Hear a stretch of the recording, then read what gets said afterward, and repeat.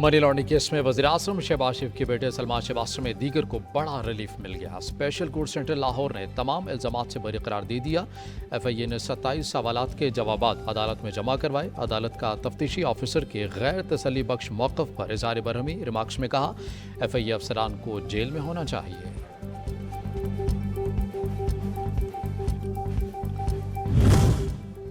सलमान शहबाज ने अदालती फैसले को हक और सच की जीत करार दे दिया। कहते हैं तमाम इल्ज़ामात झूठ साबित हुए। आलमी नशियाती इदारों ने भी ख़ानदान पर लगे इल्ज़ामात पर माफ़ी मांगी।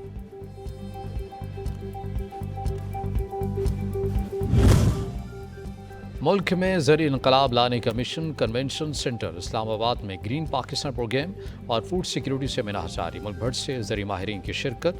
ज़री मैदान में दरपेश चैलेंजेस पर बहस। वज़ीर-ए-आज़म और आर्मी चीफ भी बतौर मेहमान ख़ुसूस शिरकत करेंगे। और भारत की आबी दहशतगर्दी, दरियाए रावी और सतलज में पानी छोड़ दिया। 20 देहात ज़ेर आब आ गए। शकरगढ़ के सरहदी गांव जलाला में 70,000 क्यूसेक का रेला दाखिल।